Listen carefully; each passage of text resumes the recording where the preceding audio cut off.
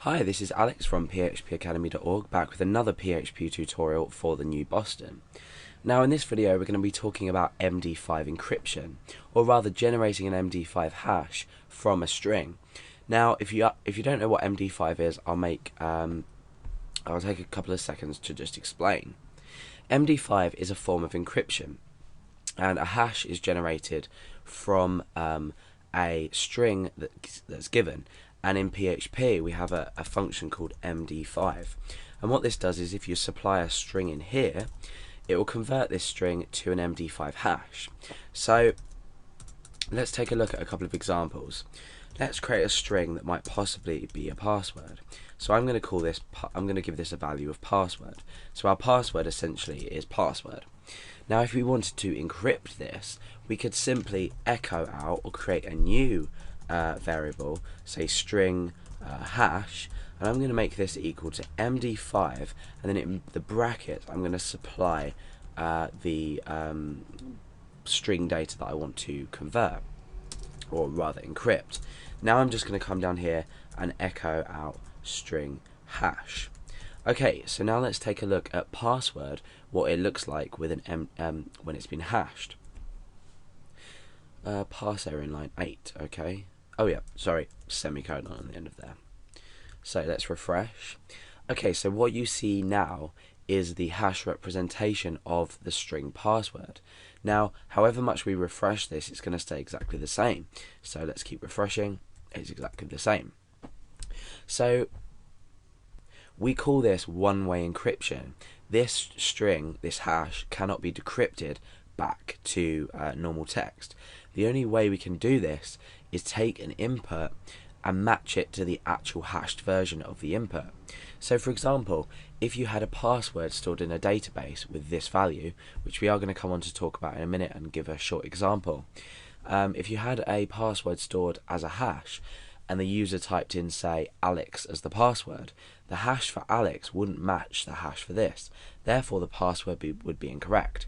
Now, if we were to hash password again, if password was entered via user input and we hashed password again, it would match this. Therefore, we would assume, well, we'd know that the password is the same.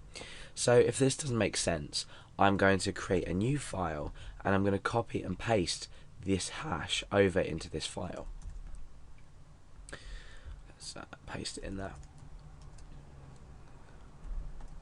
And we're going to call this hash.txt. So obviously this would be an unsecure way of storing a password because someone would be able to access it.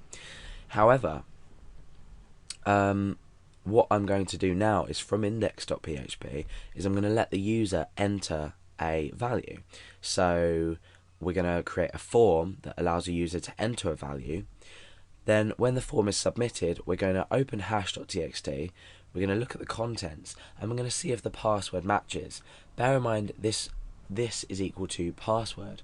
So if we were to type in Alex, the password would be incorrect. However, if we were to type in password, this would be correct. So let's begin creating, well, we'll get rid of this first of all, and let's begin creating our form. So form action equals index.php. The method is going to be post. Remember, we're posting a password, so we want to keep it out of sight. So we're going to use post. And when you are sort of using login forms or register forms, you should always use the post method as well, because we've got a lot of data to process, as well as we wanted it to look as clean as possible.